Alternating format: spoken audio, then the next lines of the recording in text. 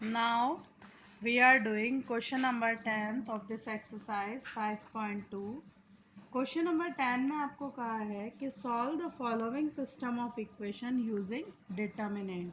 तो डिटर्मिनेंट का यूज करके इनको सॉल्व करने का पैटर्न वही होगा जैसे कि हमने क्रैमर्स रूल में किया है, सेम क्रैमर्स रूल की तरह। तो इसका मैंने सेकेंड पार्ट आपके लिए सॉल्व कर दिया है, फर्स्ट पार्ट आपको अपने आप करना है।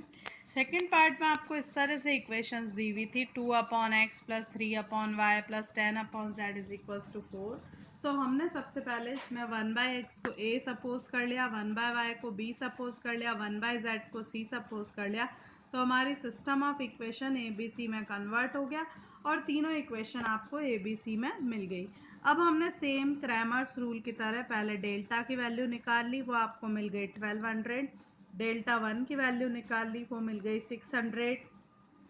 डेल्टा 2 की वैल्यू निकाल ली, वो 400 मिल गई। और डेल्टा 3 की वैल्यू आपको मिल गई 240।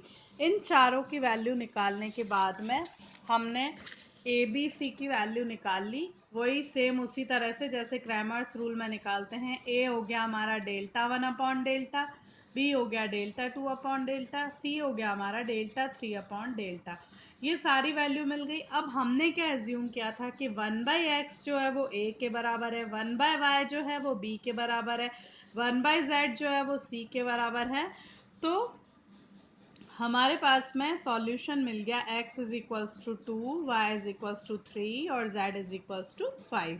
तो ये हमारा सेम क्रैमर्स रूल ही है। क्रैमर्स रूल का एक दूसरा नाम भी डिटर्मिनेंट मेथड भी कहा जाता है क्योंकि दूसरा हमारा मैट्रिक्स मेथड है।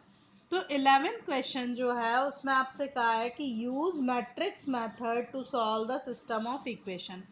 इसके 4 पार्ट्स हैं, 2 तो डबल वेरिएबल के हैं और 2 ट्रिपल वेरिएबल के हैं। मैंने दोनों टाइप का एक एक पार्ट सॉल्व किया है। तो देखिए सबसे पहले आपको 2 वेरिएबल में मैंने सेकंड पार्ट सॉल्व किया है। 2 वेरिएबल में इक्वेशन दी हुई थी।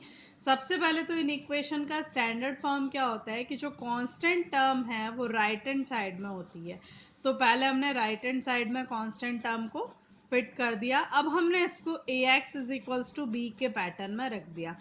a में हमने सारे कोफिशिएंट्स ले लिए वेरिएबल्स के एक्स वाई के, फिर हमने x में हमने वेरिएबल्स लिख दिए एक्स वाई और इज इक्वल्स टू जो कांस्टेंट थे उनकी हमने वैल्यू रख दी। तो मैट्रिक्स मेथड में हमें क्या वैल्यू मिलती है कि x is equals to a inverse b।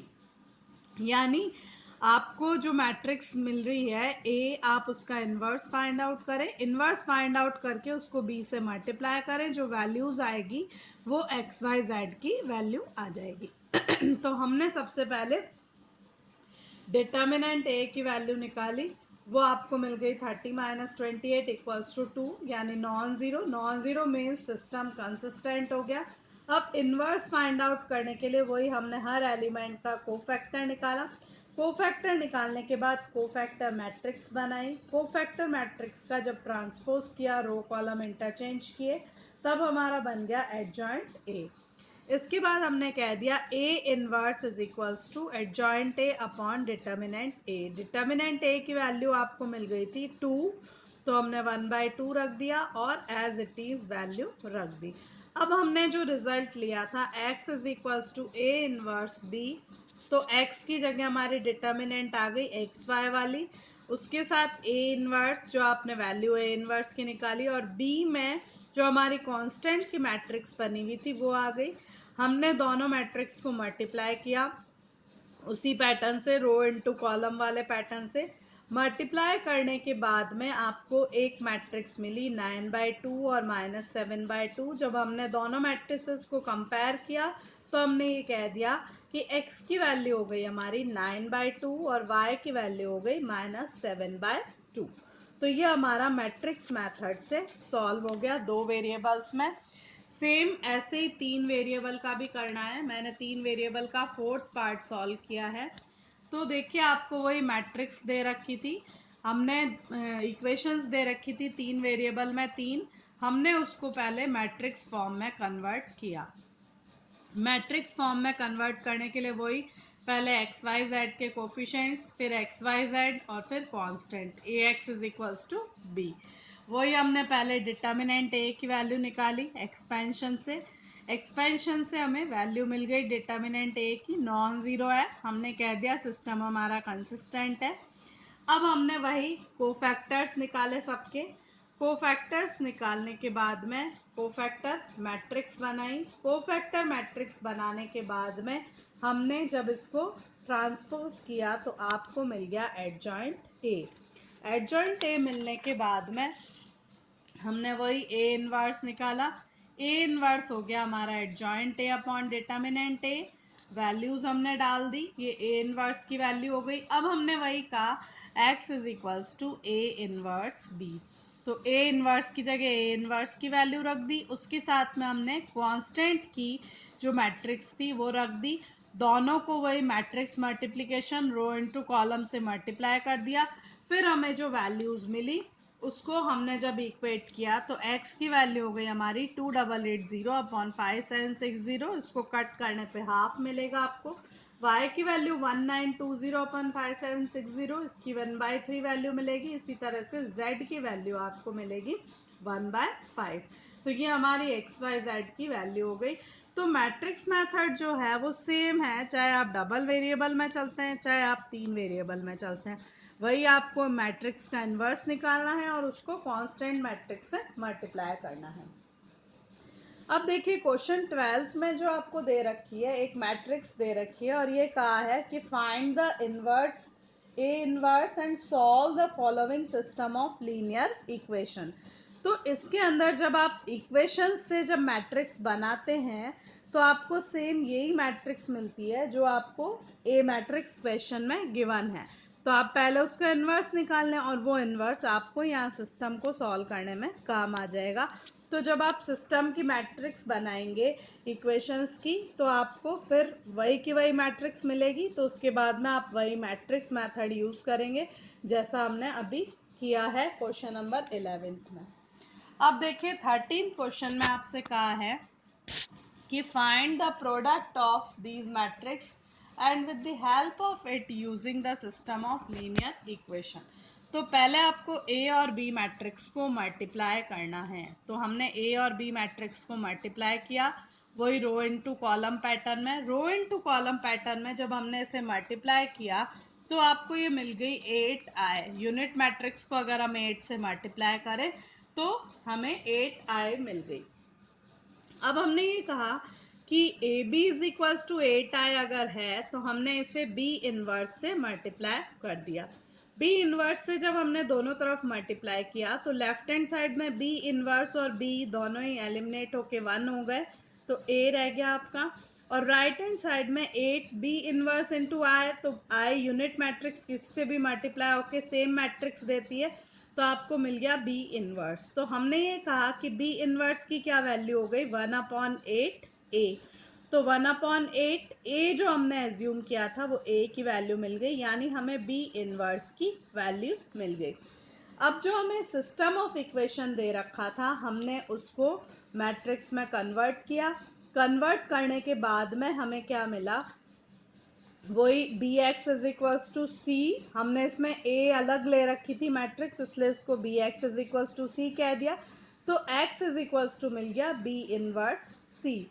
तो बी इनवर्स की जो वैल्यू हमने ऊपर निकाली है वो रख दी यहाँ पर, और सी वो की वो हो गया हमारा। ठीक इसी तरीके से हमने इसको सॉल्व कर लिया, X Y Z is equals to B inverse की जगह जो हमने ऊपर बी इनवर्स की वैल्यू निकाली हुई थी वो रख दी, उसके साथ में सी वही कांस्टेंट की आपकी मैट्रिक्स हो गई, उनको मल्टीप्लाई कर दिया और इससे आपको एक्स वाई जेड की वैल्यू मिल गई 3 - 2 और -1।